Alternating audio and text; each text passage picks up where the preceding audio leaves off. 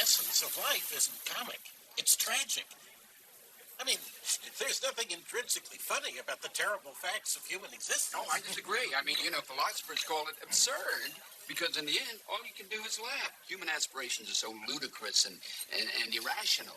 I mean, if the underlying reality of our being was tragic, my plays would make more than yours at the box office because my stories would resonate more profoundly with the human soul. I mean, it's exactly because tragedy hits on the truly painful essence of life that people run to my comedies for escape. No. I mean, tragedy confronts. Comedy escapes. Look, you guys, what are we discussing here? Is there a deeper reality in comedy or tragedy? Who can even make such a judgment? Look, let me tell you a story, and you tell me, is it material for a comedy or a tragedy? This happened to some people I know. Okay, it's a small dinner party. The hosts are trying to impress one of their guests. Suddenly, the doorbell rings, and out of nowhere, an unexpected person shows up. A man or a woman? A woman. I'll give you all the details, and you tell me comedy or tragedy. So the guest enters, and everyone is surprised, especially the host. Turns out she's their particular problem. My God, that's quite amusing. I mean, she barges in unannounced while they're eating. What you told us would make a very good romantic comedy. Well, that's because you see the world comically. But you're missing the tragic implications, the entanglements it suggests. No, I see the whole thing quite differently. I see this lone figure, a woman who's maybe just come off a bus. She's toting a suitcase.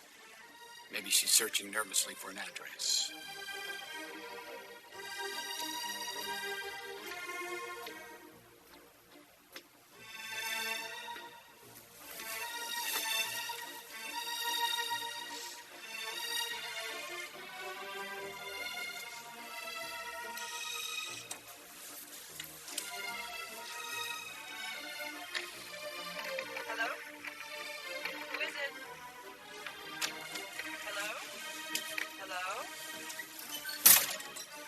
You, miss? Springers. Top floor.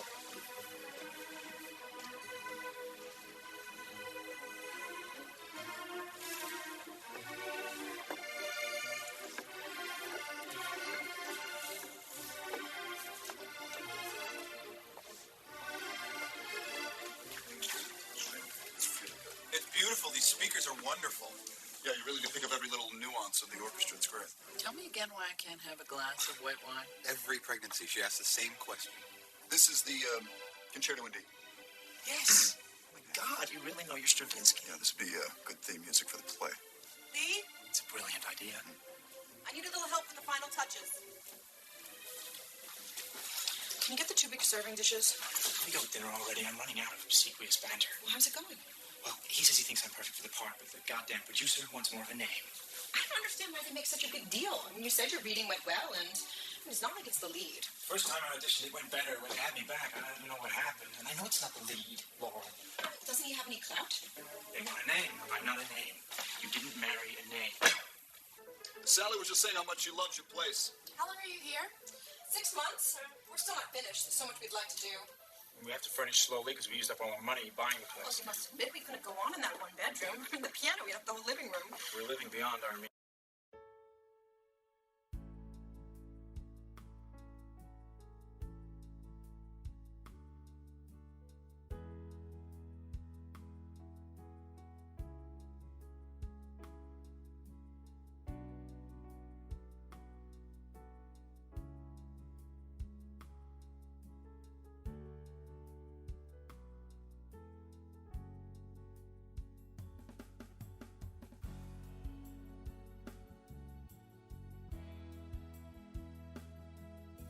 Girls at school with the plaid skirts. Oh, nice. And Lee and I met at Northwestern. He was the star actor, the handsome athlete. Everybody wanted him. But Laurel got him. Melinda? Melinda. Hi, Melinda, hi. Oh, my goodness. God. Cassie. I'm stunned. Here, let me take these. God, look at you. You look so... No, don't say what you're thinking. I've been on a bus. I've been on a Greyhound bus since Tuesday, so I'm sure I look like the wreck of the ᖴ𝖚ış. A bus from where? I mean, what are you doing here? I've moved around. I had to keep moving. Events unfolded in such a way that... Is it all right if I smoke? I just feel a little nervous barging in on you like this. Well, why don't you sit down and eat with us? This is Jack and Sally Oliver. Hi. I'm Melinda ᖴ𝖚桔. Going back to my mother's name. It's French. She was Parisian. Jesus, you must have dropped off the goddamn moon. Shall I get a chair? I could use a drink. Champagne or white wine? The truth is, I've gotten very used to single malt scotch, and an acquaintance of mine introduced me to it. So, I really should freshen up, though. If I could just get a single malt scotch, and, look at me, Jesus. I need a hot shower. Yeah, okay, please. Excuse us. Please start. This is so unexpected. I'll say, You had no hint she was coming? she was nuts then, and she's nuts now. See the look in her eyes? She's been on a bus. You were just asking how we all know each other. Melinda is the third musketeer. We all went to school together. We haven't heard from her in ages. Yeah, she's had personal difficulties. She wrote us and said she'd be coming to New York from, I can't remember where, Chicago or Indiana, and could we put her up? Laurel said, sure. I myself... This is not the time to discuss this. Let's just eat and change the subject. Well, but what can you do? We've all had friends just drop in unannounced, relatives. Remember your aunt? I put up an extra bed, I fix up the room for her. Meanwhile, she doesn't show, and she says she's going to show. So we try to contact her. There's no trace of her. And 2 months later, she calls up unannounced in the middle of a frickin' dinner party. Am I unreasonable? No, you're missing the whole point. You have the makings of a delightful human comedy here. You miss the humor and everything. I see a sweet tree-lined block on the Upper East Side. It's a dinner party. The husband is fawning over his guest. He's a movie maker. No, wait. Here's the idea. Make the film director the wife. He's just her out-of-work actor husband. She's trying to impress the guest and raise the money for an independent film. I was just telling Jennifer that Steve has expressed interest in investing in Susan's next movie. Yeah, I have most of the money. I've been trying to get it going now for 2 years. Oh, I liked your first picture. Oh, thank Would you do this one on video, too? Oh, no, that was just because it was my first film and we only had $300,000. This one will be on 35 millimeter, for sure. Yeah, well, how much do you need? Well, I've raised about $4 million and we need another $2 million. The problem is the theme is quite controversial, so... What's the theme? Well, let's put it this way. It's a mostly all-female cast, and it's called the Castration Sonata. Uh-huh. So you wouldn't happen to have single malt scotch? Oh, let me check. Okay. Hurry up. I'm running out of obsequious banter. Don't throw me. Everything's timed. Chilean sea bass and caramelized phyllo is not like scrambled eggs. Well, he happens to love it. Does he love it $2 million worth? God, I hope so. I told you we should keep single malt scotch in this house. Who drinks it? He does. God, you're definitely going all out. You're dressed very sexy. Hobie, keep your eyes on the sea bass. Okay. She goes down to buy a bottle of single malt scotch.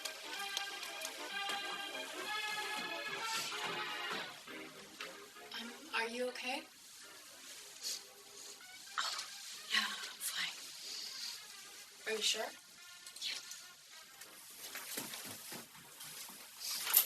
Here we go. These are coquille Saint-Jacques with cinnamon, and we're having Chilean sea bass and a caramelized phyllo pastry, lightly dusted with lime powder. Oh, my God, did somebody bring you a yummy cookbook? Susie says you're a wonderful chef. I'm an out-of-work actor who should probably open a restaurant.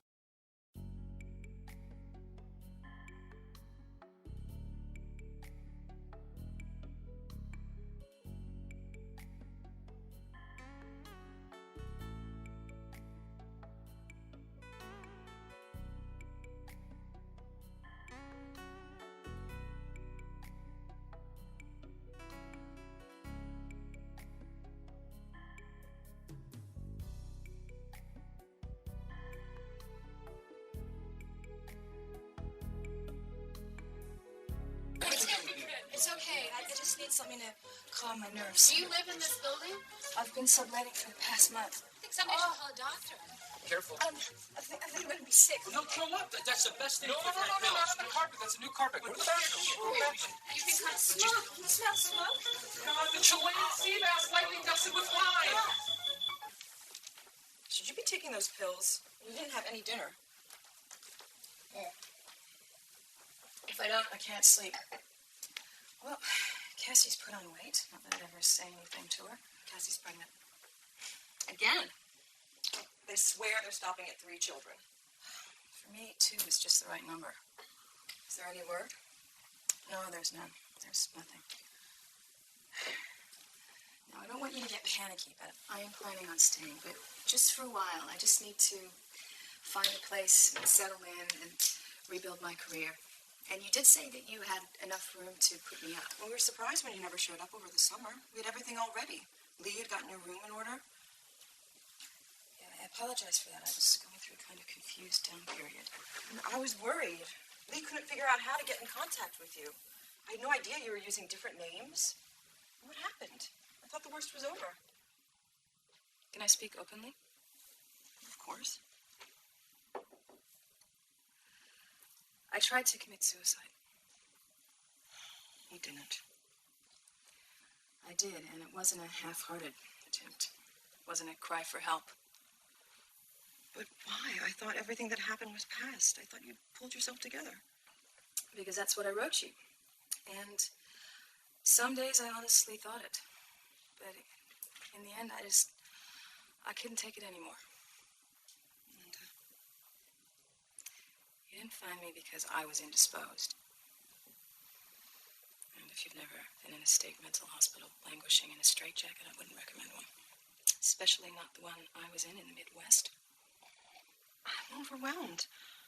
Are you okay? I mean... I'm all right. I'm on the road back. I'm still a little fragile when everything closes in, but I get stronger every day. Well, you know, you're welcome to stay here as long as you like.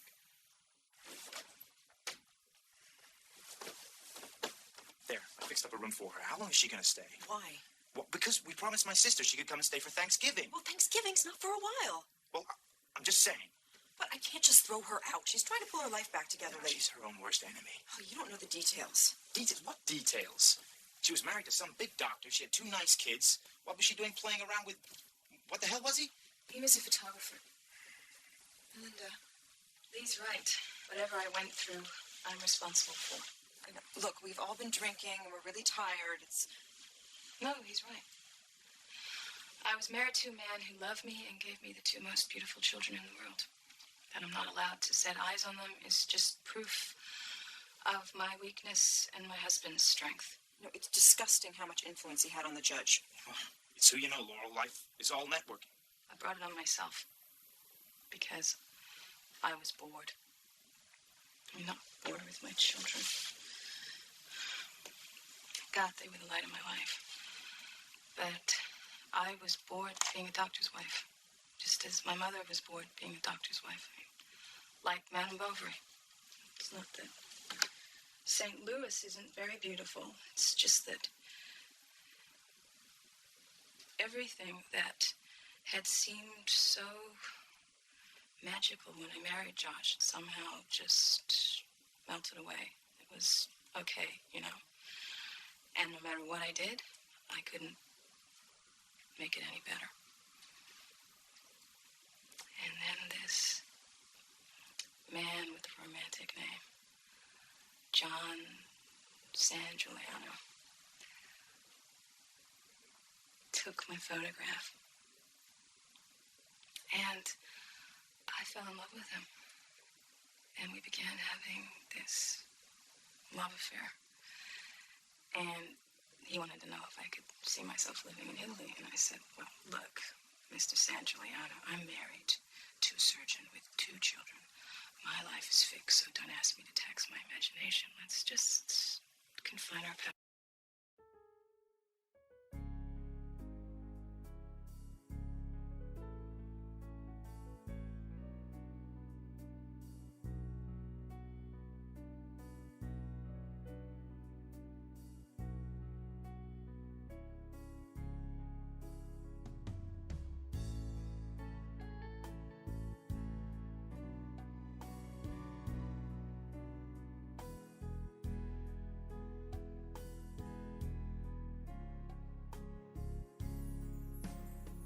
forget things. But I can't forget no matter how hard I try. Then he met someone else. Stop, Melinda. Why? Only gets worse. So that's pretty much how I got here. My God, that's a sad story. Guy leads her on, causes her to break up her marriage, then dumps her. I caught him in bed with one of his models. I mean, who can blame him? She was a 6-foot Swede. It was a Miss World runner-up. Her legs started at her chin. See, that's why my film, The Castration Sonata, puts male sexuality in perspective. It's lucky you didn't have children. He could have made custody trouble, especially if he was so well connected politically. I always wanted to have children, but my husband wouldn't hear of it. He said he couldn't bear the thought of having sex with a pregnant woman for 9 months, especially the fat months. So what are you going to do now? I'm an art historian. At least that's what I majored in at Brandeis. And I may be getting offered a job in an art gallery. It's only cataloging, but I'm in no position to turn it down. Anyone for more ants climb a tree before I throw it in the garbage? Oh, wait, another thank you. Dinner was delicious. Sorry about burning the sea bass and the kitchen curtains. I apologize. Well, I'm sorry about busting in on you all. Oh, no. We love it when unexpected women barge in and throw up. I'm kidding. I hope tonight didn't kill my chances of getting my movie made. No. I think Steve Walsh was okay. I told him I was going to play one of the male characters in the movie. What did he say? Nothing. We discussed acting. I told him about my award-winning interpretation of Pygmalion. Toby, that was in college. Still, I thought it was a brilliant idea to play Henry Higgins with a limp. God, I hate being an assistant director. After you've made your own film, the sad thing is he could have my movie happen like that. What's $2 million to a real estate billionaire? The upkeep of his private jet is probably worth more than that. He was very impressed with you, and you looked very sexy. Really? Is that really sexy? You are sexy. Really, you're very sexy. Toby, it's 2 a.m. What's going on? Wait, we used to make love all the time, and now there's always an excuse. I told you I'm going through an emotionally difficult time creatively. Do you feel like we don't communicate anymore? Of course we communicate. Now, can we not talk about it?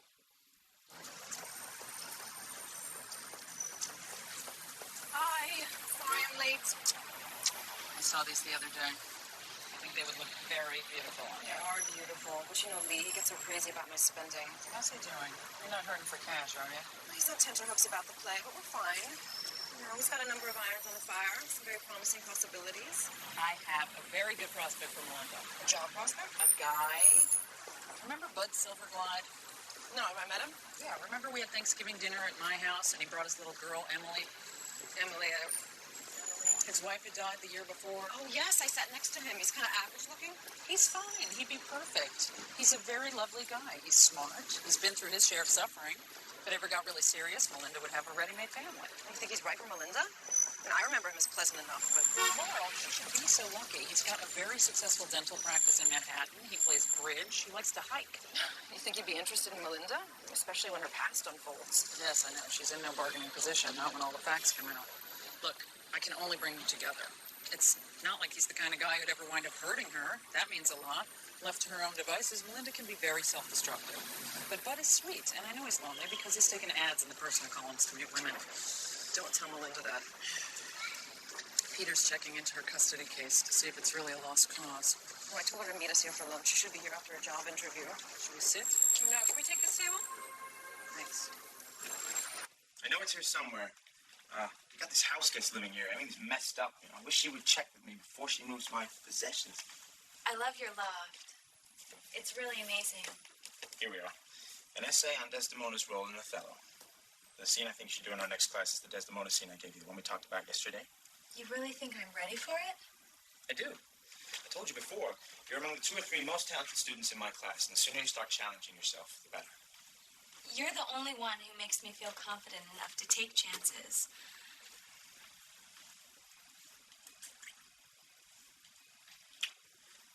Aren't you nervous bringing me back to your apartment? That's okay. My wife's shopping, and then she's going to lunch. She's always shopping and lunching. She grew up shopping and lunching. Her mother shopped and lunched, and her grandmother... You shouldn't really drink so early in the day. Shopping and lunching is what you get when you marry a Park Avenue princess. What does your wife do? Besides shopping?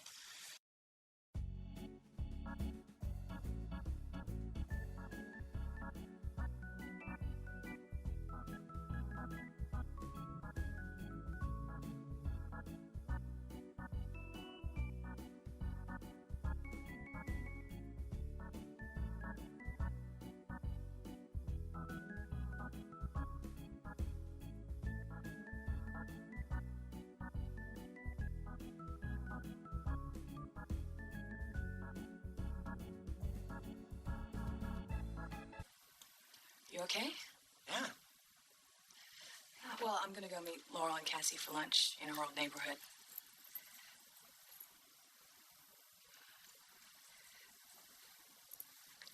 I'm just gonna go freshen up.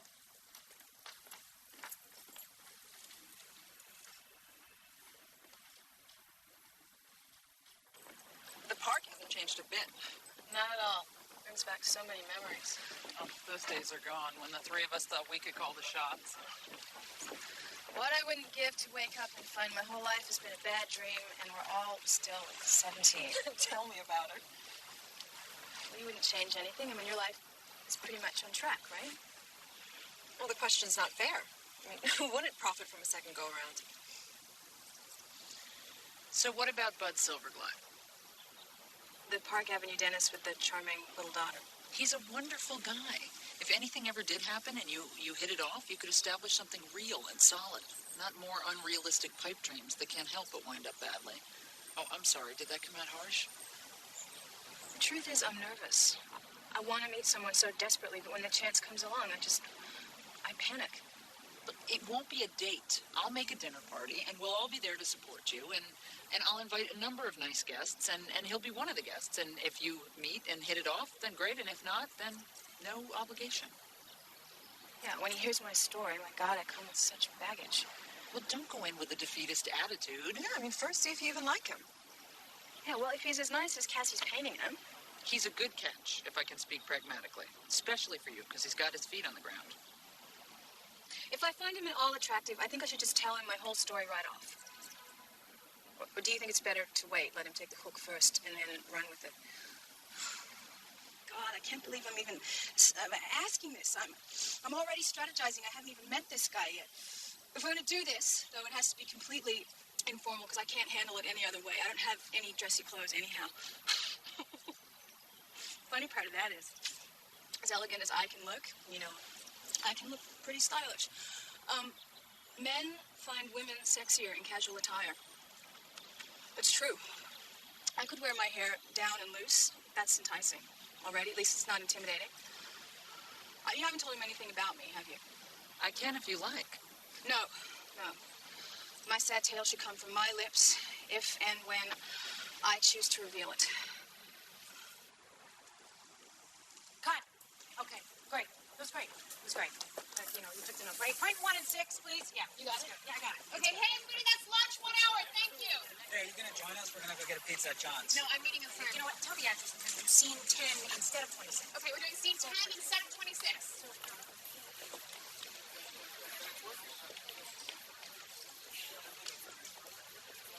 Hey. Can you sit here? Yeah. So? What did he say? Doug says that Steve Walsh is very inclined to put up the money. He very much likes your script and he wants to have lunch with you. God, fantastic. Yeah, it looks really good. He did express some concern that you intended for Hobie to play the psychiatrist. He wants a name. I understand. It's going to be kind of a touchy subject at home because, the truth is he'd make the perfect shrink and he knows it. But let's face it, he's not a name and I want people to see my movie too, so. Well, I'm sure that you guys will figure it out, and I think it's very exciting. Oh, by the way, Doug and I know somebody who would be perfect for Melinda, your downstairs neighbor who crashed dinner last week. Oh, yeah. Remember Greg Erlinger? No. Yes, Doug's dentist. You met him with us once? Oh, yeah, he is, and he has a great sports car. The Bentley. He's single and available, and I know she would find him fascinating because he's smart, he's sensitive. What makes you think he'd be interested in her? She seemed quite pretty, and she's offbeat, and Greg always likes complicated women. Doug has already hyped him on her. Ask her if we can give him her number, okay? Mm-hmm.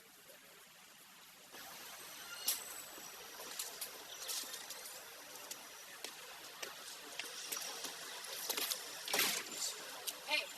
Melinda. Hey. Hi. Hi. My friend Walt. Walt is Melinda. Hey. Hi. She just moved in. How are you? Nice to meet you. How's it going? Oh, all right. I just interviewed for a job at an art gallery, and I don't think it went too well. You never know. I had a voiceover audition this morning. Thought I'd never get it. Bang, I was chosen. It's the voice of a toothpaste. Well, that's good. I'm trying to decide whether I should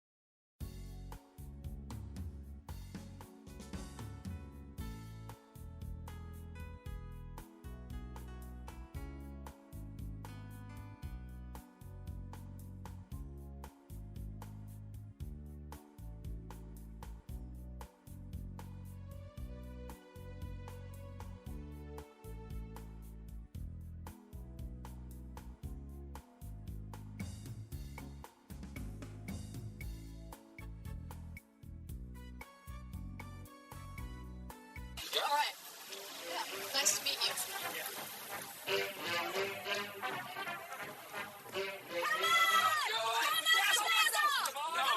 You did not bet on Bedazzle. You want a horse? Wins are rich. Let's go. No, he's right, Hobie. He's dropping back. No. He's second. Second from last. So I have to ask you, how'd you go from living in the Upper East Side to St. Louis? I moved there for him. He was gorgeous. He was talented. He was sexy. He was a doctor. He was charming. Yes, but where's the attraction? He just knew how to touch me. You mean emotionally? No, with his hands. Oh. I'm a very passionate person, so sex is very important to me. You know, I need a lot of physical intimacy very often and creatively. Right. No, that's yeah. Am I being too frank? No. I just, I'll be okay. I get hot flashes. Well, your wife is very passionate. I can tell just by looking at her. Right. A lot of people have noticed. Why did your marriage fail again? He was cheating with his secretary. I felt neglected, so I started seeing someone else. I just want to find someone, fall in love, have a life.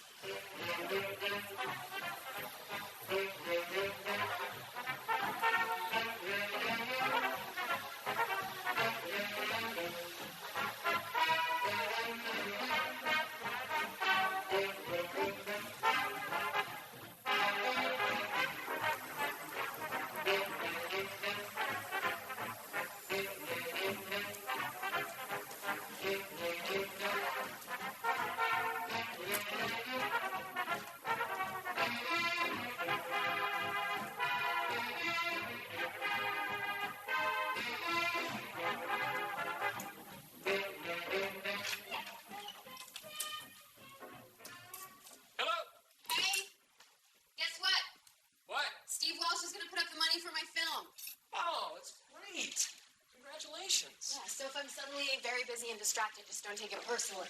All right. And we have to talk about casting. Yes. What'd you do today?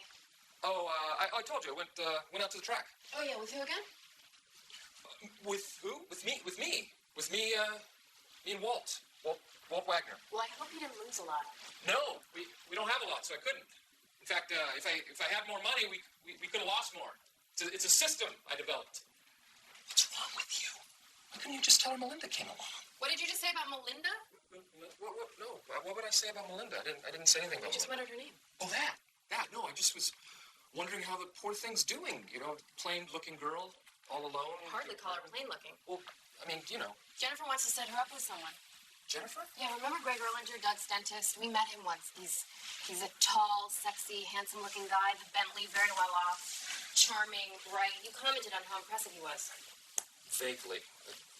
Well, anyway, Doug's hyped him on Melinda. Yeah, I think, well, I do recall him. Was kind of full of himself, though, kind of an unjustified self-confidence. As I recall, it was pretty justified. Right, one of those guys who has an answer for everything. I'm just going to call Melinda, make sure it's okay if we give him her number. No, don't be silly. What does she want to do with a dentist? I mean, she was already married to a doctor. She found that dull. A dentist is the same thing, but oral. Greg's not dull. He hikes. He's a great bridge player, tennis. He goes on safaris. Well, safari? Who goes on safaris? You need shots to do. Melinda, hey, it's Susan. How are you? Doing this. Good. Listen, I was wondering if it was okay with you if we give your number to this wonderful available I'm not guy. giving the number out. Don't say that. I mean, he's a very rich dentist. He's cultivated and athletic. He's gorgeous looking. Bad. Gorgeous dentist is an oxymoron, by the way. And, yeah. No, there's nothing to be nervous about. Look, we'll all go out. The four of us will go to dinner, or we'll go to a show or something. I don't think you'll be sorry. I think that she's never, ever going to go for it. Ever. Okay, great. Not in a million Fantastic. years. Okay, bye. She loves the idea. Mm-hmm. I told you. Hi. What are you doing down here? I got the part. The director just kept insisting, and the producers finally gave in. Oh, that's great, Lee. Finally, a role I can make sing. It's a big shot for me, Laurel. I know. Well, you're certainly natural for the character. Well, why would you say that? Well, you said it like 100 times. I said I could act the hell out of it. The character's a loser. Let's not fight about this. I just meant that nobody can play the part like you can. You see me like that, don't you? Lee.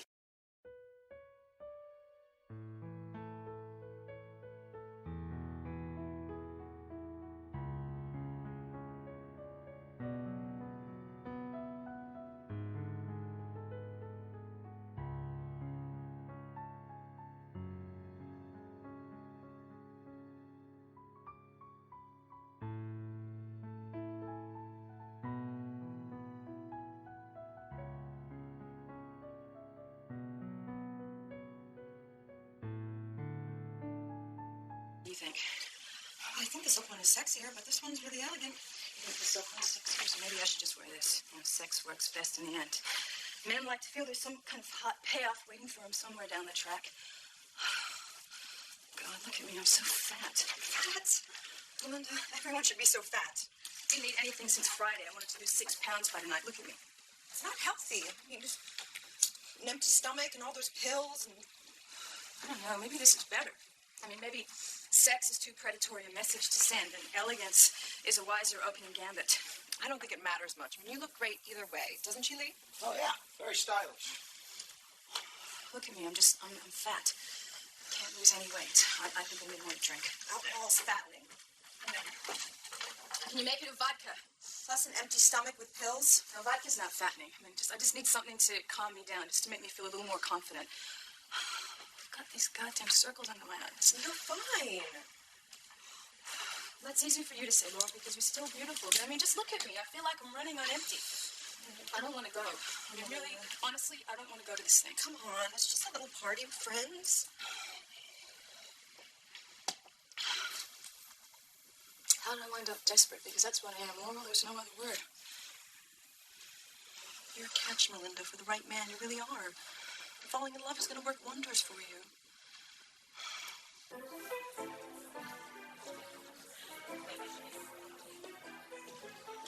Congratulations, I hear Lee got that part. And we're very excited. No one at school ever played the classics like Lee. They still talk about the ᖴ𝖚桔 series that he did.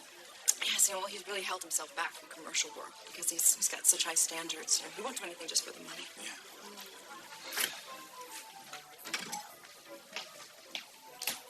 I knew that director would have his way, and he wanted you. My agent's bringing some film people to the opening because there's talk of a project in California. Well, I drink to your good fortune, but vodka's not good for Samantha. It's going to be a girl. Cassie, I never slept with a pregnant woman before. No? No, it always struck me as so erotic, you know, doing it with your big belly. Oh, Peter says it's just like screwing any fat person. I don't suppose he'd lend you out to me just for one night so I could satisfy a lifelong lustful curiosity. Why don't you just get Laurel pregnant, and then you wouldn't need to make arrangements for a loner? Well, maybe if things work out now, you know, we can start to think about it. I always wanted to have kids. Right, just knock her up, and then you can make love to her in all the trimesters. If you knew how much I wanted to do it with you in your gravid condition, you'd do it, just out of human kindness. It's too late. Ball was in your court years ago, and you ran in another direction. Hey, how's our matchmaking going? They seem to be hitting it off pretty well. Peter, what's it like to sleep with a pregnant woman? Have you ever made love with the loser at Weight Watchers? Didn't I tell you? The great thing about hiking is you're free. You feel free. You're up there in the mountains or in the woods, and it's beautiful, almost religious. And I am not religious, certainly not after Dorothy passed away. That must have been really tough on your daughter. I've tried to explain it all to Emily, including the whole religious aspect, but what the hell, she's 4. I just don't want her to be angry at God or against religion. I want her to be happy and educate herself and make her own decisions about the big questions. Look, Melinda, I'd love to call you. Maybe we could spend some time getting to know one another. I know you just returned to New York, but it's really changed. I'd be glad to show you around. To tell you the truth, Bud, I don't really think I'm ready to go out yet. I don't think it would be fair to you. Maybe when I'm a little more settled. Sure. At your leisure. I understand.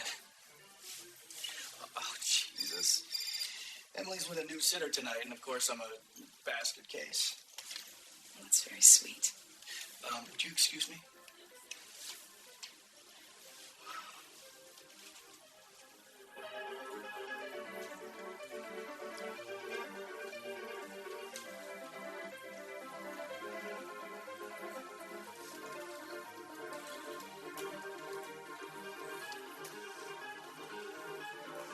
Laurel, you know this one play. Yes, he plays so beautifully.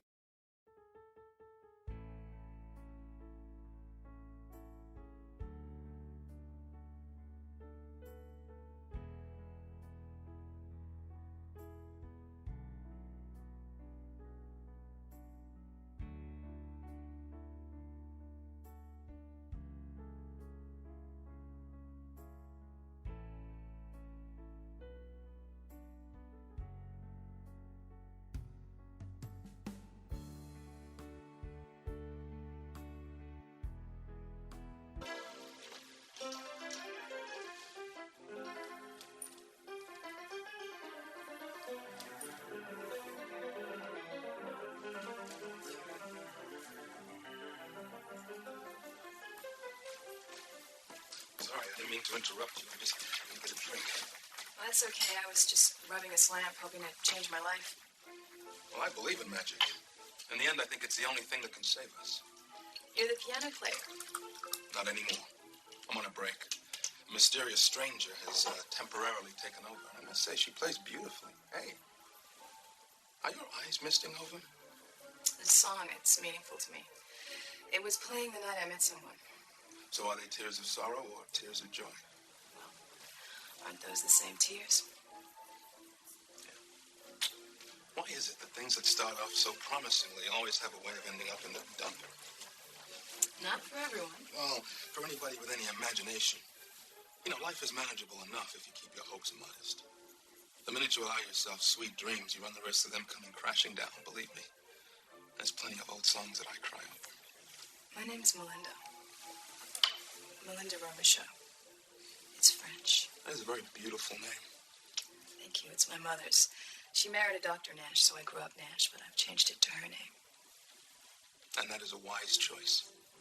It's very musical. My name is ᖴ𝖚ป์sais. I am from Harlem, USA. ᖴ𝖚ป์sais. Is that really your name? Yes, it is. Let's go and sit down. It's wonderful. You also play beautifully. Well, you know, one thing I could always do is make music. I can play all the instruments, but my specialty is composition. I've written 2 operas. One was done at Yale, and I'm proud to say successfully, and the other one is being done at Santa Fe next summer. Very impressive. Oh, you listen to me brag. I'm insecure, you know, so I sell myself.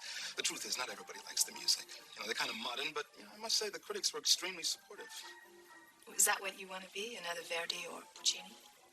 I don't kid myself, you know, but yeah. If I could rub that lamp and have my wish, operas, symphonies, string quartets, there's a lot of interest in my work in Europe. I might go to Barcelona or to Paris to live some. God, I can't stop gushing about myself. You've opened Pandora's box. And you? I don't write opera, but my life has been one. I'm one of those heroines too high-strung for existence on this planet. Although in my case, I brought my worst troubles on myself. I shouldn't have reached so thoughtlessly for my dreams. Well, we grab without thinking because we're passionate people. I knew you were passionate the minute we started talking. How? How? Well, your eyes, your voice. I got a great instinct about people. You know, I do. It's a gift. Let me get right to the point. Can I get to know you better? You know, I gotta go back and play, but could we have lunch? You know, or dinner? Well, you can certainly have my number if that's what you're asking. I'll just get a pen. There you are. I saw Mr. Bud Silverglide. Oh, the mystery pianist. Mr. Moonsong? Alice Moonsong? This is Laurel. Laurel. I dated a Laurel. She broke my heart. I wrote this piece of music and I dedicated it to her in the hope that it would win her back. Let me be the first to tell you it did not. He composes serious music. You two should have a lot to discuss, because Laurel gave concerts. Oh, well, those days have vanished with the lost chord. His opera was a big success at Yale, and they're doing the other one where? At the Santa Fe Opera House. It's great when it's all stretched out in front of you, isn't it? Well, I wish I was as optimistic as you. Well, I'll call you tomorrow. Well, I'm busy tomorrow. What's tomorrow? Well, then I'll call you the day after. If you feel like it.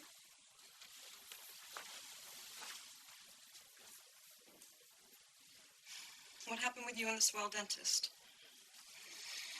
He was very, very sweet, very cute, but just not for me. But Alice Moonsong is very poetic. Oh, Melinda. Things are amazing. You meet a total stranger, and in a sudden rush, you're thinking to yourself, could I live in Barcelona? Be careful. You can't go through life rubbing lamps and wishing. It doesn't work. Take it from me.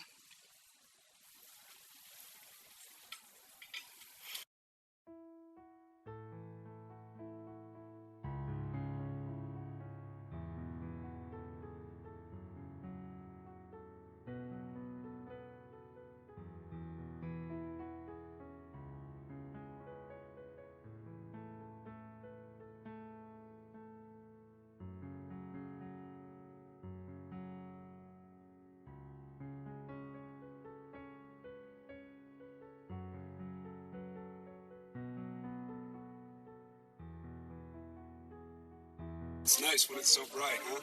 It's really sexy, isn't it? You look a little car sick.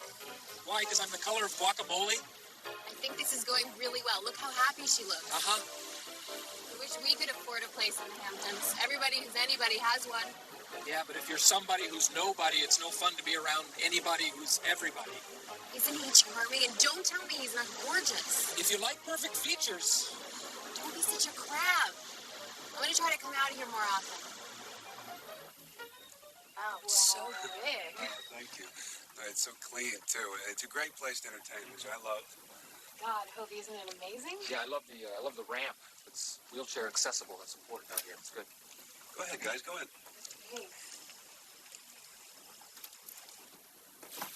It's tremendous for aerobics. Come on, try it, homie. What do you do for exercise? Tiddlywinks and an occasional anxiety attack. Try it, Hobie. It's good manners. Since when do I have good manners? What is that? Is it a pig? No. Hey, Greg, did you shoot this? Well, actually, I shot all of those. Twice a year I go to Africa. The experience would take your breath away. Huge herds of kudu, greater kudu and lesser kudu. Wow. Which is bigger, the greater kudu or the lesser? You know, I've always thought that it would be the sexiest thing in the world to just sleep under the stars in the middle of the jungle. Yeah, I like that. Yeah, it'd be great if you don't mind waking up with a python in your sleeping bag. No, they have beds. The whole thing is very civilized. They have beds and bathrooms and showers, the whole thing. But no elevators, right? In case you're being chased by a tiger and you have to get up into a tree. I can't climb, so I'd have to take the elevator. I don't understand. Did you shoot all the furniture that you're sitting on? So, how quickly was it shot? Have you ever shot it freshly shot?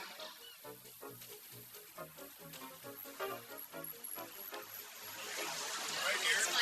Great fun. Thank you so much. Are you sure you're going to be all right? I'm fine. I'm fine. Well, do you want to come up for a drink? Ooh, a drink? Yeah, I guess we could do that. No, we can't, because you have to get up so early. Why? I'm out of work. Hey, do you have any tequila? Because I make the world's most potent margarita. They're very strong. Do. Very strong. You Here, can I help you? Here. Very good. You know this person. He's like an old man. Like we're dancing. Tequila's on the Surgeon General's list. Why did he have to stop twice to get the car washed? God, he's incredible, isn't he? Be great for Melinda if things worked out. I wouldn't let that guy fill my teeth. I mean, anyone who gets his jollies putting holes in animals, the Ernest Hemingway of a root canal set. He's probably got her in bed by now. I didn't think she could stand him. Not every woman falls for that phony social rap, you know, with the Aubryon and special cheeses and backgammon trophy. I mean, someone must blow this guy up with an air hose. You know what, can we just not discuss it? And frankly, I thought you acted like a clown. Now, can I talk to you for a minute and try not to get upset? What, you want to tell me you want to spend more time in the Hamptons, whether I go with you or not? I told you Steve Walsh is going to co-produce my film. Yes, it's fantastic. Incidentally, I figured out a great way to play the psychiatrist. It's fresh. With a limp. I do a great limp, and that will account for his own crushing insecurity. Hobie? That way, when I make a pass at Rosalie, I expect the rejection. Hobie, you're not going to be able to play the shrink. Why not? Steve wants a name. I have a name. I have a name on my driver's He license. won't go with an unknown. But you're the director. You say what goes. Except for without him, there's no film. But I'm the perfect psychiatrist. You've said it 1,000,000 times. I know, but I think I can find something else for you in the script. Like what? Well, what about Mo Flanders? You'd be a natural. In fact, you're more Mo Flanders than you are the shrink. Flanders with the retarded elevator operator with the cleft palate? Is that how you see me? When have I ever said you had a cleft palate? Oh my God, that's Melinda. He's raping her. Probably put Novocaine in her margarita.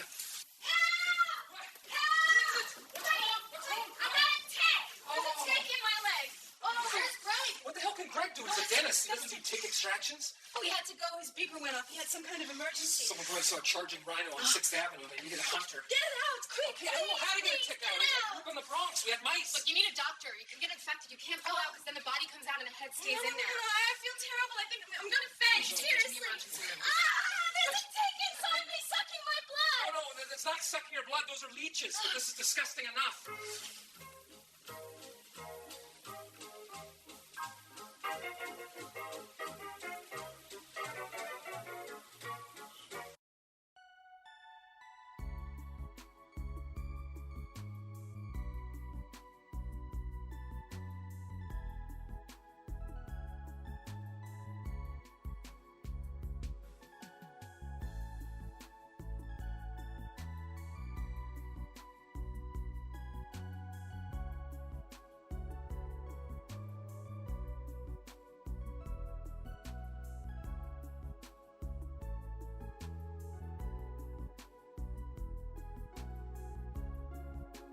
much for the beach.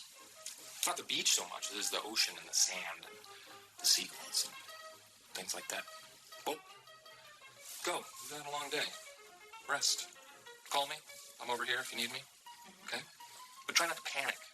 The screaming frightened me. And you would be totally cool if you had a live insect crawling around under your skin, sucking your blood. I don't know if I'd enjoy it, but I wouldn't panic. Well, that's good, because there's one in the back of your neck. My neck? Your neck.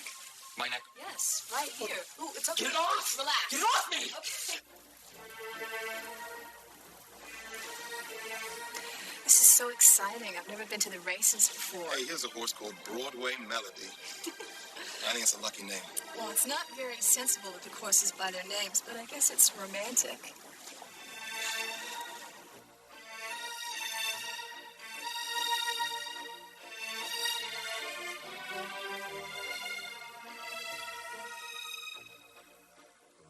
That was so beautiful. There's no more sublime music than that second movement. That's sort of Laurel cannot listen without crying. See, her eyes are all red. Hey, I'm with her. You know when Raphael first laid eyes upon the Sistine Chapel, he passed out. Are you going to find us a taxi? Yeah, let's go. Here we go. Okay, she's head over heels in love with him.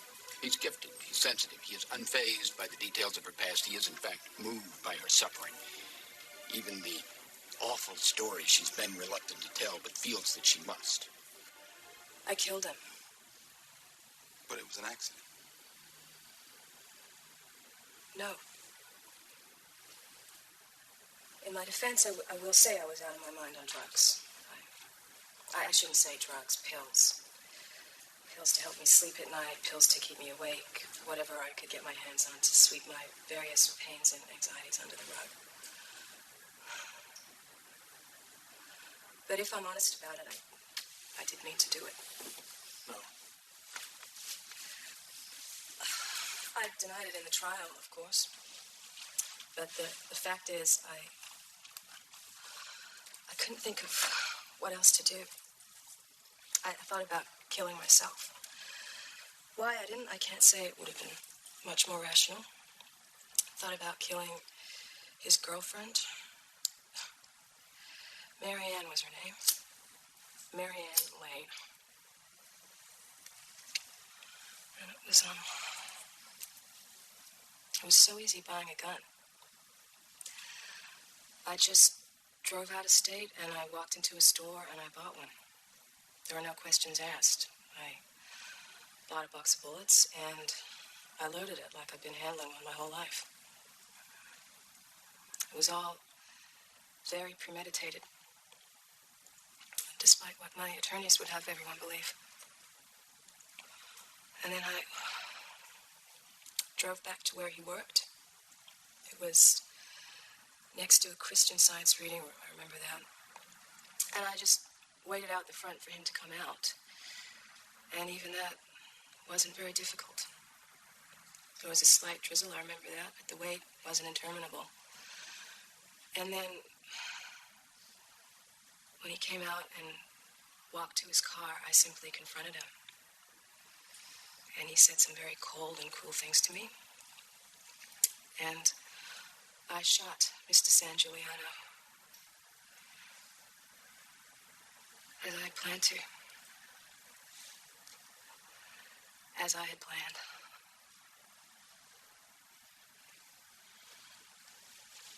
Well, they must have felt that the circumstances were extenuating if you got off so lightly. It may seem lightly to you, but it was nothing but hell. And if you've never been arrested and put on trial, well, that alone is sentence enough.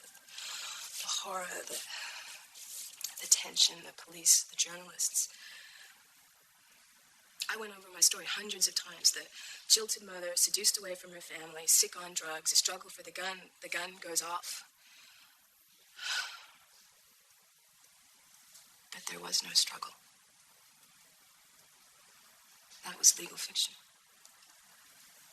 Well, you had good lawyers. Not like your child custody team.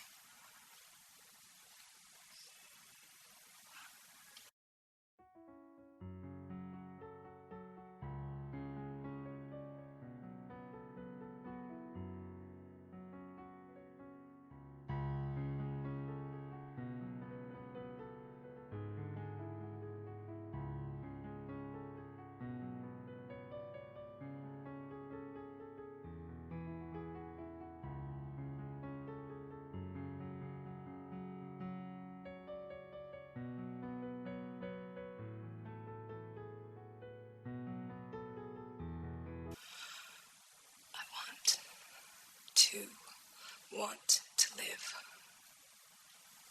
Everybody wants to live.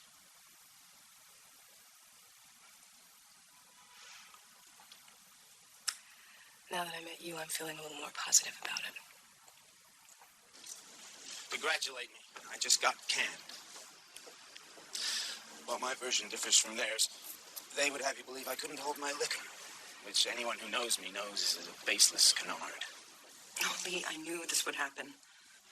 Oh, you did? Well, why didn't you tell me? I'm angry and disgusted. I mean, Christ, can you blame them? Thank you for the emotional support. I'll see you around.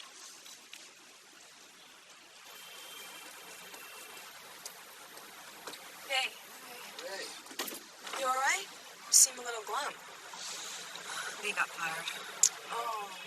What happened? It's the producer. They'd always wanted a name. I guess they got nervous because ticket sales were slow. I'm sorry. You know how well I know the realities of the marketplace. So what are you going to do? I don't know if I should sit home and feel sorry for myself or go shopping and splurge to blot out my depression. Don't do either. Come with us. With you? Sure. I just picked up Melinda. I'm going to take her to a recording session. A friend of mine's doing Bartok. Oh, no, come on. It'll take your mind off You things. said you loved Bartok. They're doing a quartet. You remembered I liked him? Come on. Do I have time to change? No, you look fine. Look at me. God, I feel so grungy. I've been working all day. All right, but hurry, and then we'll go get a coffee. Okay.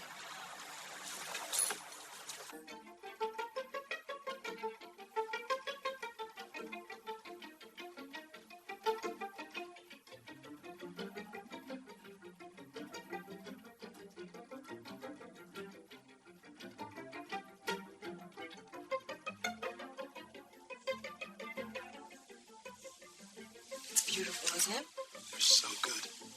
I can never decide between the piano and the cello. The result is I play them both badly.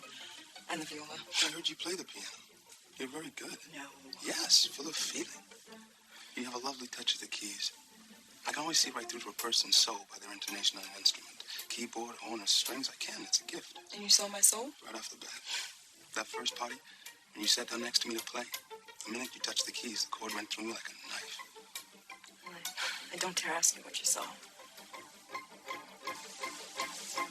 It's great. Although I find the more turbulent parts a little scary.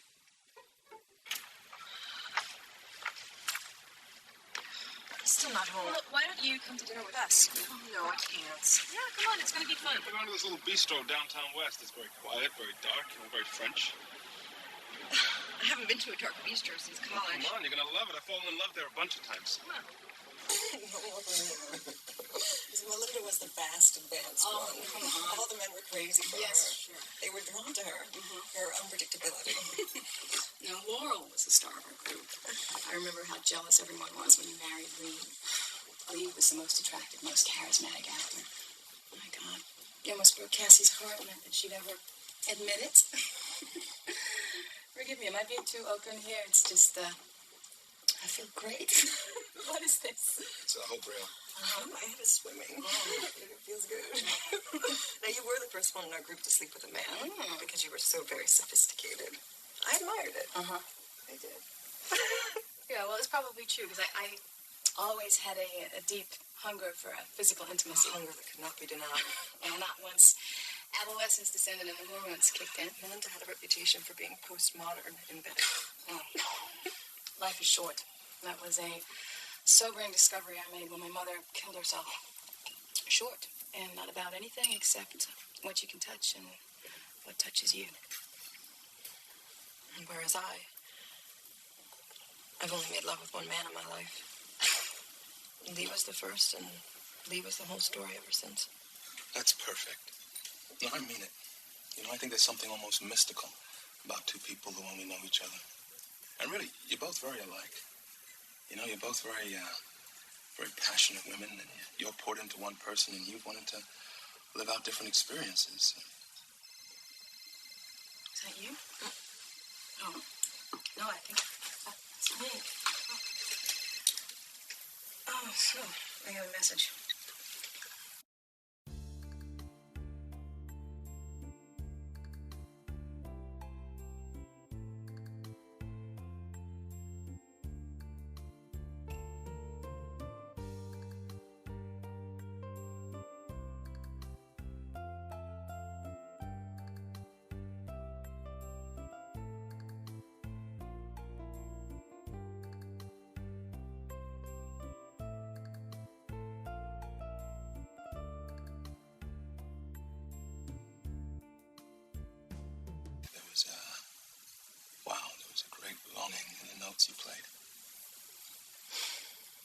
guess that's as accurate a diagnosis as a shrink would make, and it took you a much shorter time.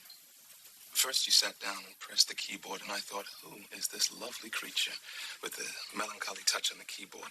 And then I saw your wedding ring, and I thought, story of my life. Is that the story of your life? Well, it's the main chapters. My first impression was, he's handsome. He's lost. He's got inscrutable eyes. Melinda would like him. Speaking of Melinda. I don't dare say this, but it looks hopeful. God. I almost wish this opportunity hadn't come up. I don't know if I can handle the tension. I mean, just say it doesn't work out. No. You have to think positively. She's right. You were correct when you said before that life is short and not about anything, but one thing I do know is that we were not put on this earth to be dragged all the time. You should go. I was hoping that you could come by my class one afternoon and lecture the students. It would be so meaningful to them. I'd love to. I'm a good lecturer. I just hope I'm not a better lecturer than a composer.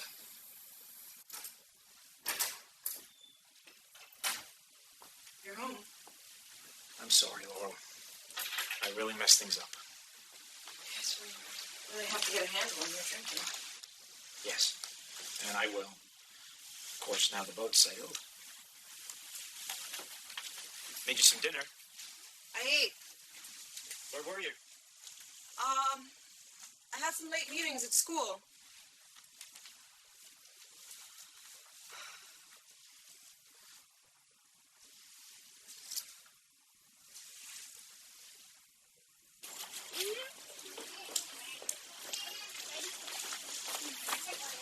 I don't know what to do.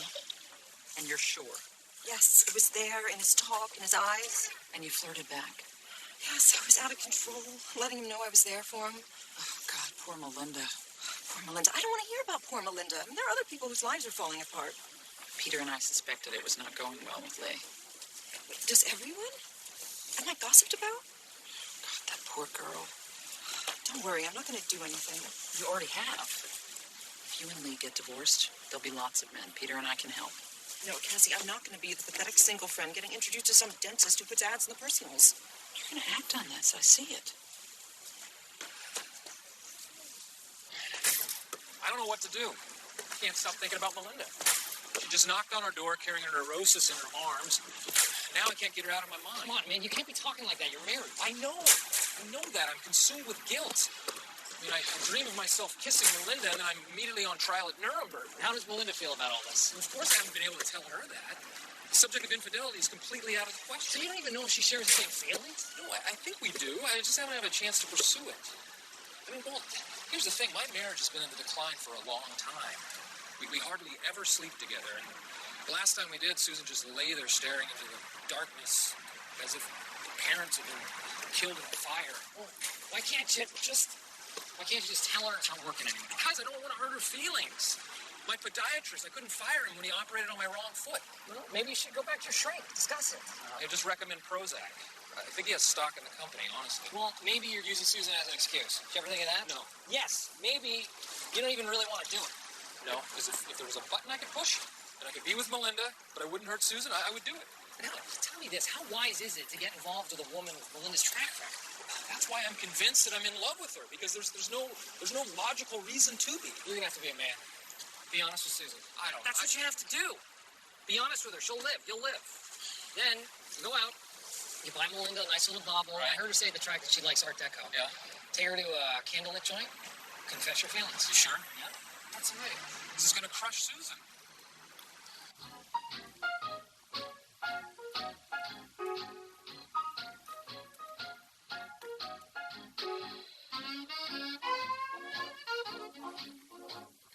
How you doing?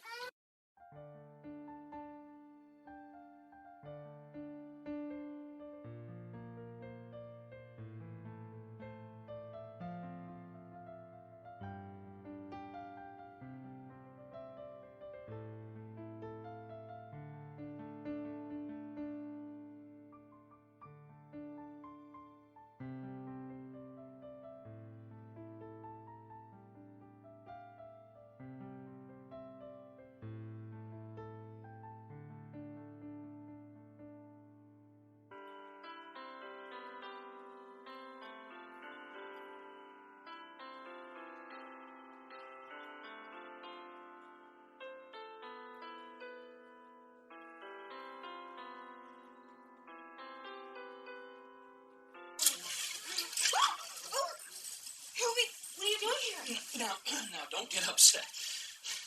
Hobie, I think you should know that Steve and I have become attracted to one another. You have? If you punch me in the nose now, I'd understand. He came here to be with me while I told you. You have to admit, things have been running out of steam between us. I just try to understand. I do. I think we've been drifting. Wait, you do understand? I do. Most definitely. You're having an affair with Steve Walsh. He's wonderful. He's clever. He's smart. He's fabulously wealthy. I know. I just want you to know I don't want anything. I mean, I know how tough your work has been for you, and we've decided Steve is just going to help with all the legal expenses, and I just want everything to be as painless and as civilized as possible. And, you know, I think that we can always be friends. Melinda, Hobie, can you meet me for a few minutes? There's something I'm dying to talk to you about just when you get off work. Right, well, you know that little French bistro on the corner of 10th Avenue? Uh-huh. Yeah, no, the little candlelight joint right near where you work.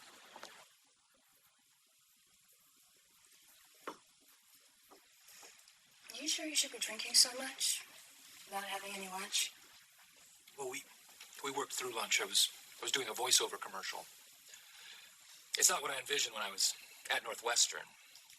They still talk about my portrayal of King Lear. I played it with a limp. How are you liking the job at the gallery? Well, my boss is great. She has amazing taste. Good. I mean, it's not a very high-paying job, but it's fantastic because I have plenty of time to think about what I really want to do with my life. Well, I'm glad you said that. God, you look very pretty in this candlelight. Well, I'm sure anyone would look amazing with all this flickering shadows and all the wine you're drinking. Right. Well, I'm drinking because life moves so fast, so unpredictably. You know, it's over so fast, and in the end, what is it? Chekhov said a soap bubble. Did I tell you I played Uncle Vanya once? With a limp. It was interesting. You know, it's funny that you should say unpredictable, because I was walking home yesterday. I have to tell you the story. So some people were moving into an apartment on 90th Street, and they were moving this piano. So there was this piano just, sitting in the middle of the sidewalk. And I couldn't resist the temptation just to go up and give it a little tinkle. You know, I play a little piano. I used to play in high school. I actually gave some concerts. So anyway, I'm playing this piano. I'm playing this little tune that my mother taught me, and this guy came up and started talking to me.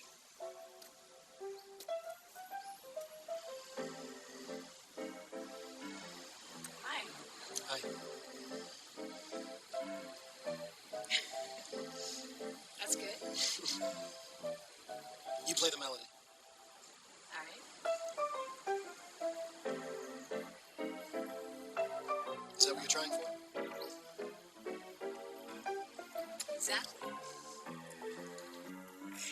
So his name is Billy Wheeler, and he's a piano player, and he also writes pretty music, and he welcomed me back to my apartment, and he invited me out on a date, and I think I'm in love.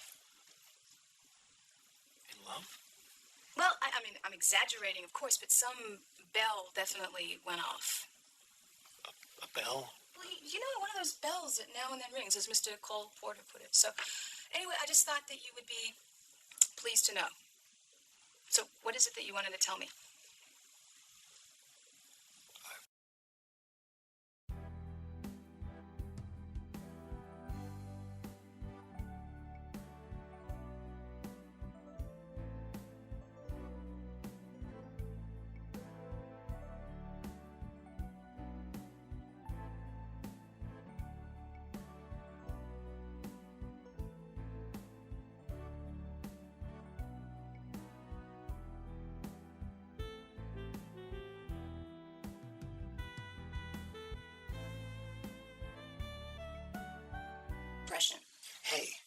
Fox. Why not? Who? I don't know her well, but I know she's recently broken up with some Wall Street guy. She's bright and great looking. What does she do? Investment counseling. Yeah, one of those business suits who makes love to you while they're on a conference call. Well, she's not your typical investment counselor. I think she recently posed for a feature for Playboy magazine on naked political conservatives. Well, I don't know if that's his type. I mean, she's probably got augmented cleavage. Baby, she's anybody's type. Come on.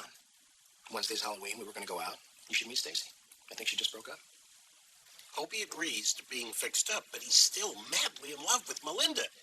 He dreams about her all the time. He's consumed with jealousy. He can't bear the thought that she might be making love with another man. He wants to know, but he doesn't want to know. It's driving him crazy.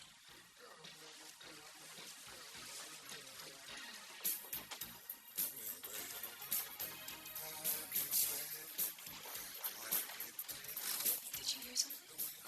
I heard something at the front. Can you just go check the door? Sure. Make sure it's locked.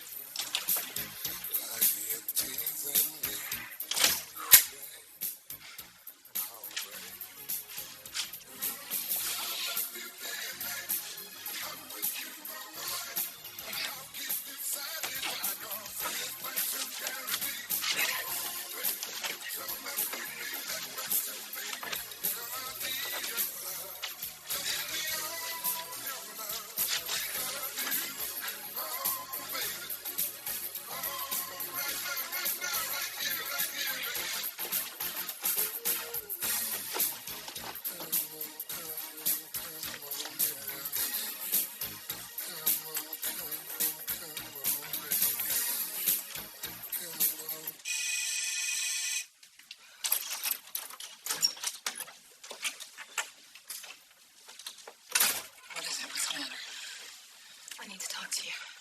You look terrible. What happened? I think Laurel and Alice are having an affair. What? I'm going crazy. Take it easy. Will you I don't know what to do. Well, what makes you think so? I just know it, okay? I've been through this once before. And that Laurel is supposed to be my closest friend. But what makes you think that something's going on? I thought it was my paranoia.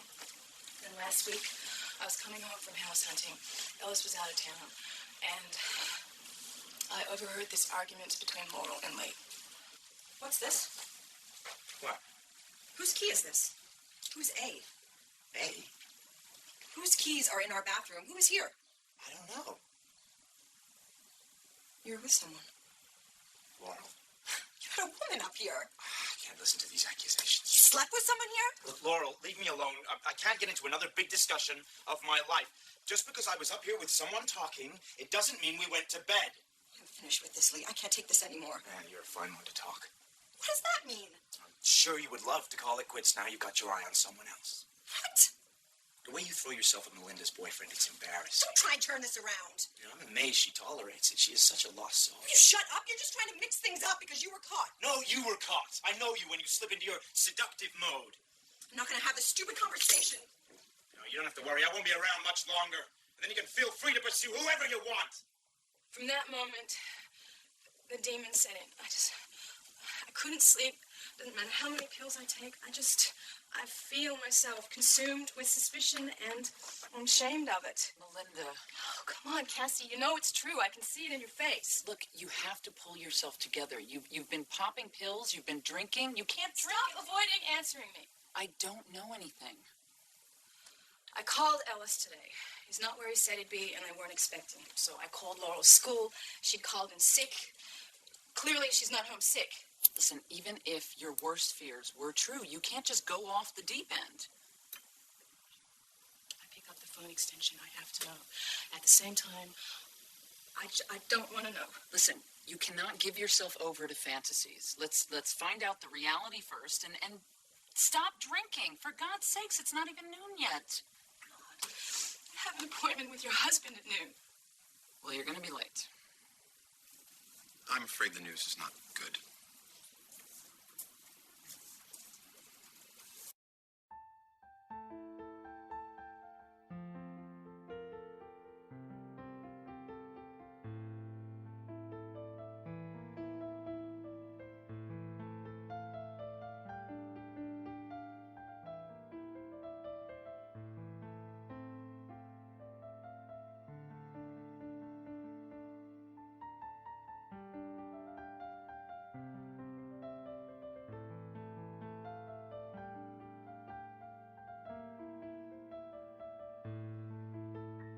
was and get to know you.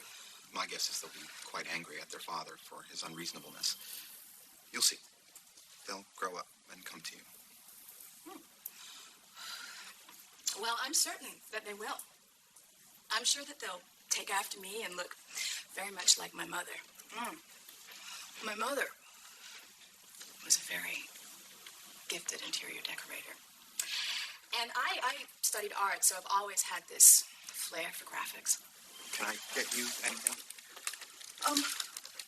No, I just hope that you'll be sending some of your clients to me when I get more established, you know. Did I tell you that my mother was a very gifted interior decorator. She was very talented. She did some amazing houses on the Upper West Side.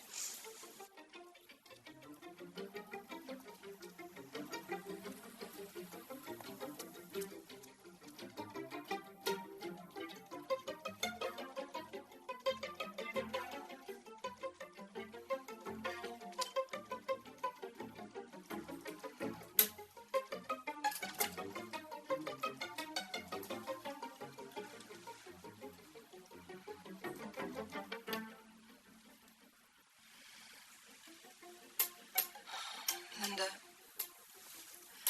there's been no easy way to handle the situation.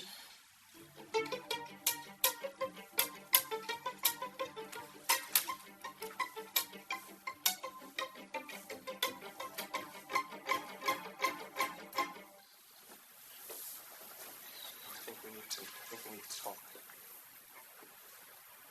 Oh, these situations are never easy. Linda, I'm sorry. We planned to tell you, but each of us was so bewildered as how to approach it. It's not like we planned on it happening. We were going to explain things as soon as we figured out the best approach. I loved you. I don't have a satisfying explanation. You know, these things happen. Living is messy. My head is spinning. I need to lie down and rest. I want to close my eyes and never open them again. I'm going out the window. Alice. Melinda.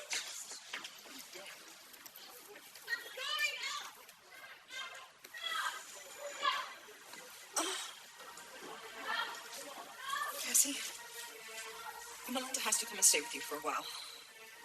You know, there is no other answer. She has to be watched. I'd say it's a little awkward with me and Alice under the circumstances. Well, I can't be responsible either. Well, let's face it, Cassie. She's one of those people who will always need help. It's sad, but we have to move on with our lives.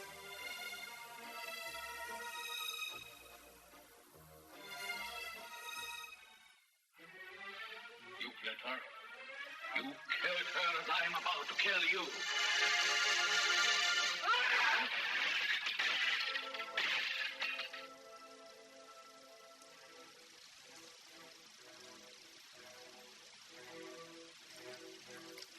Come, Vetus.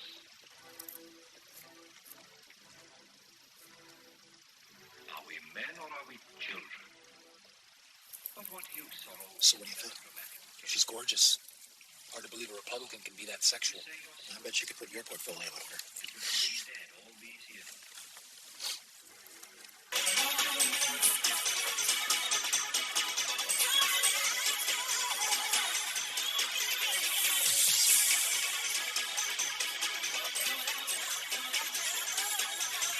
I thought you didn't like to dance. Oh, I'm just trying to be a good sport.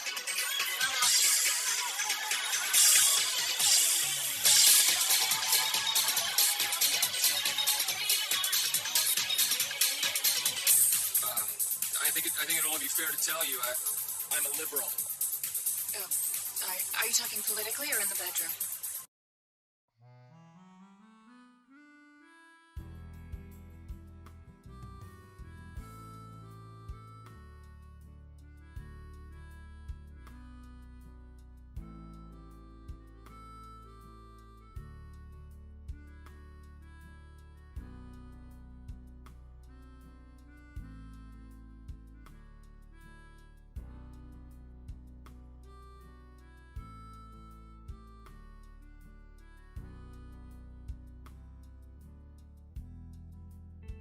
it's like a dream. So you're not going to hold the fact that we have conflicting viewpoints on the direction America should take against me. I mean, I hate to get all worked up and then we finally differ on a tax cut. Come on. I haven't made love in a while either. Yes, I will never vote against school prayer again.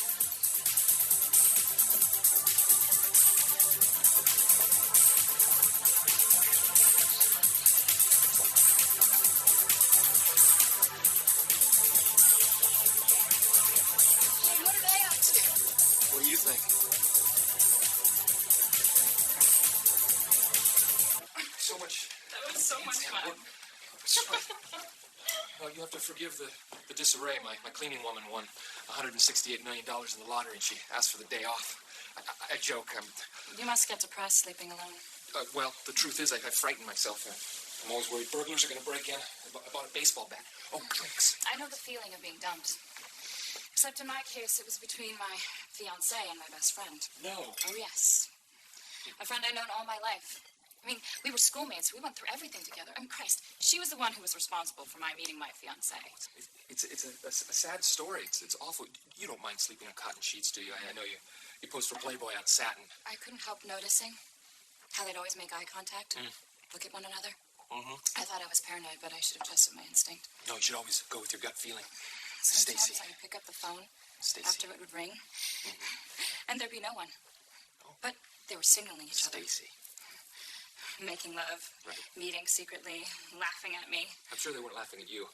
We were moving in together, looking for an apartment together, to live together, to marry. I mean, I loved him. Sure, And my sure. closest friend knew that. She knew how much I cared about him. She knew how my whole life was wrapped up in him. Of course. Should I dim the lights? Or maybe a little jazz? Do you like jazz? I can't bear it. I can't bear to think about it. Don't think about it. You know, life is so rotten, so cruel, and then finally, about nothing. Or we could just stretch out on the carpet in front of the fireplace if you want. I can't stand it. I'm going out the window. What? I'm going out the window. Stacy, wait. Are you crazy?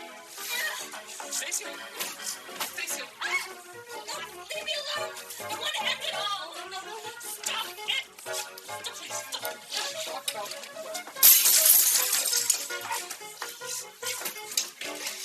Please, let me go. Let me go. Kiss me. I love you. Oh, my kiss. Kiss me. Oh, please. Oh,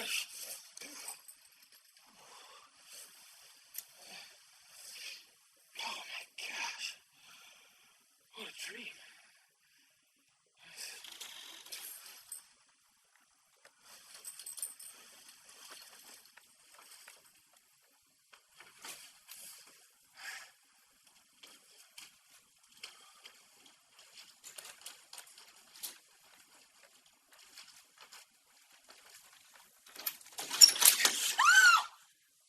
Linda, what are you doing here? Oh, my God. I was listening at your door. For what? I was jealous. Jealous of what? You went home with Stacy, and all night long I've been upset. So I guess I realized how much I care for you. Really? Is she here? I heard love when you talk. No, that was a dream. You were dreaming about her? I was dreaming of you, actually. Me? Why were you dreaming about me? I dreamt I was making love to you. Really? Melinda, I'm in love with you. Me? You never said anything. I was married, and when I was breaking up, you met Bill. My God, couldn't you tell I'd been in love with you for a long time? I couldn't even tell that I was in love with you. And now you're spying on me. What a silly thing. A grown woman, a mature, sophisticated woman outside a door, spying. By the way, I found a piece of your bathrobe on my door. Oh, strange. I should tell my laundress. You don't have a laundress. Well, marry me and we'll get a laundress.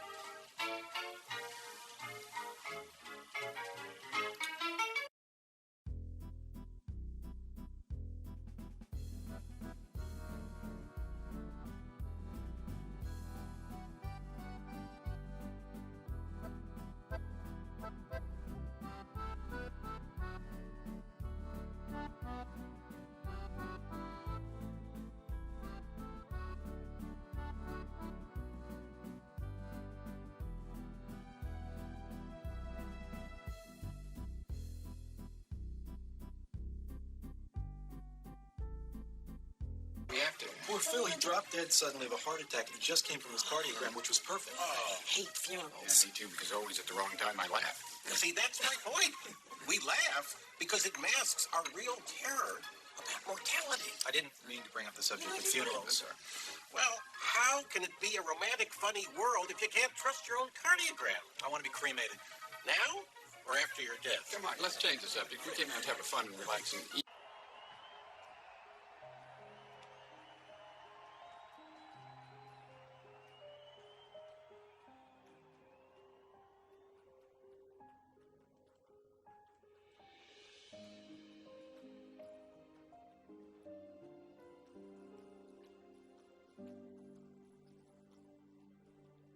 đã quá muộn cho sự sám hối nơi có tội lỗi đã mang đi lời dạy của mình, giờ đây còn muốn trở lại với vòng tay khô cạn mà ngày bên mẹ con chẳng bận tâm. Mẹ nâng con dậy bước con đi, mẹ dõi theo từng nhịp tim đập nhanh hay chậm mà con vô tâm vô nghĩa. Một bước tai họa với đứa con, một gánh vai mẹ không lời than. If I cannot have you, and I will go, I want to have your love, and I want to kiss you hard. One day you go away, one day I miss you so much. You are all my. When you came to me, you say you love me. When you tend to go, you make others sorry. The broken heart you brought to my life, the bitter taste of a shameful life. Why you lied to me at the day you came? Why did you give me unreal dreams stuff? We've been together too long enough.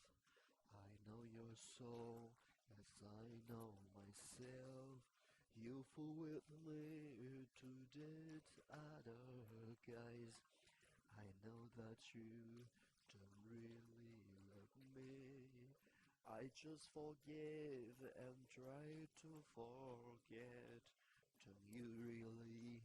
Our faith has been done. Crying tonight.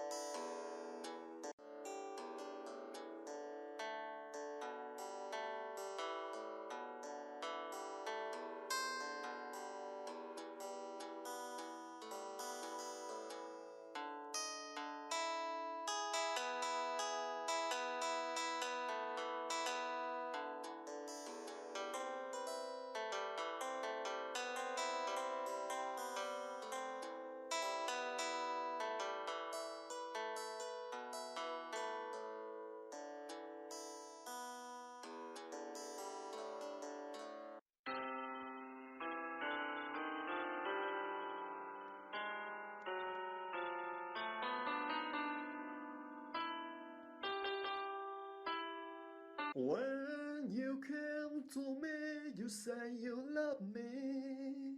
When you tend to go, you make up their story. The broken heart you brought to my life, the bitter taste of a shameful life.